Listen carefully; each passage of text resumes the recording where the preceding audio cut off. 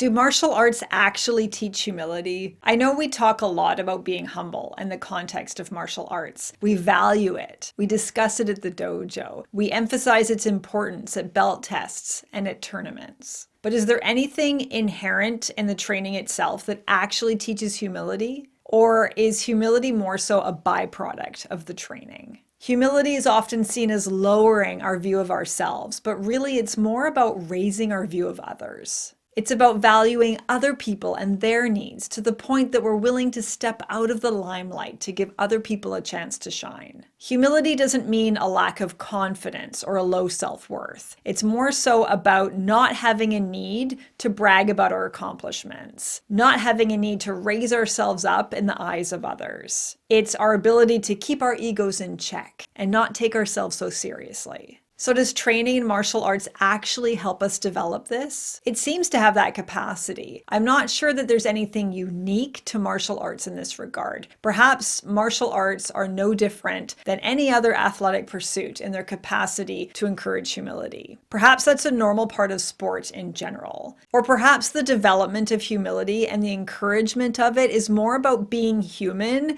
than it is about being a martial artist or an athlete specifically. Either way, competing in martial arts can be a great avenue through which to develop humility. There's nothing like getting your ass handed to you in the ring to put you in your place. But not every martial artist responds to this scenario with humility. Some do, and I've met some incredibly humble martial artists who not only accept failure with grace, but also seem to have no need to brag about their victories. They accept defeat as well as success with that same humble demeanor. Others, on the other hand, respond to failures and successes with a little more ego. They seem to have a sense of entitlement and will gloat over their wins and pout over their losses. Some may be really good at hiding it and putting on a humble face in public, but inwardly will feel that arrogance and entitlement. If humility is a central tenet of martial arts, why is there so much ego? Arrogance is everywhere in martial arts. Go to any tournament and you'll see it. Log on to any martial arts forum and you'll see ego pop up in every conversation thread. Online, you'll see so much of this in these forums. My martial art is the best. My style of karate is the best. I have a higher rank than you. Oh, that kicking technique sucks. Only traditional karate is valid. That martial art is useless on the street. Sport karate and WKF? That's garbage. Point sparring? Oh, that means you're weak and you're not a real martial artist. Kata is useless. That performance was ridiculous. It was way too theatrical. Our dojo is the best. That dojo is just a daycare. If you don't do knuckle push-ups until you bleed, you're an embarrassment to the discipline.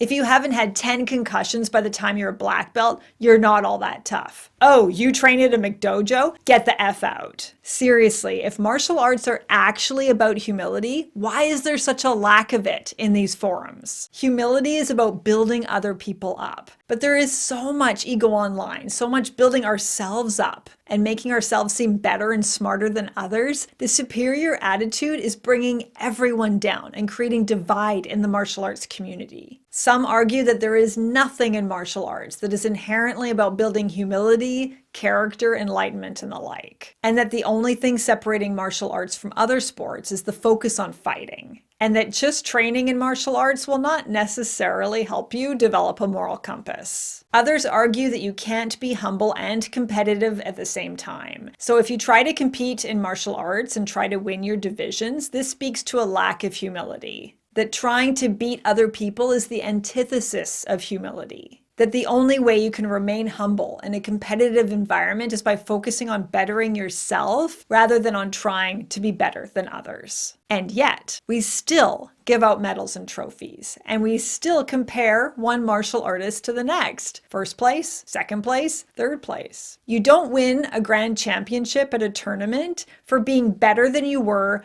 the year before. You don't get that for improving yourself. You win that for being better than everyone else. But even so, martial artists can and do develop humility in this environment. We learn to accept instruction and correction. We learn to submit to the rules of the dojo and the rules of a tournament. Training with higher ranks reminds us that many martial artists know far more than we do, and that we actually know way less than we think. And competing helps us appreciate our limitations and gives us a chance to encourage and give praise to others. Developing that humility does seem to require intention, however, and is likely highly influenced by the character of our peers and of our leaders. And of course, it would require intention because let's be real here. Martial arts are about learning how to fight. This is the core of martial arts. And without a system of honor or morals in place, without a constant reminder of that need for humility and compassion and respect, we do risk becoming bloodthirsty, violent fighters. We are learning techniques that could seriously harm another human being, if not obliterate them. So we need some sort of system that keeps all of this in check. We are human after all, and we do love a good fight, don't we? I know I do. That sort of controlled violence is incredibly appealing and entertaining. Violence is a part of us. It's part of nature and human nature. And I think that reminder of the value of humility is important exactly because of that. Because we are not necessarily humble. Because we do have the capacity for aggression and violence. Because we are learning fighting arts. And of course, the emphasis is on self-defense in martial arts. But you don't learn self-defense without also learning how to attack and injure. You can't learn one without the other. So perhaps humility is the same. Perhaps we can't have humility without arrogance and ego. Perhaps we need both. Perhaps we need that tension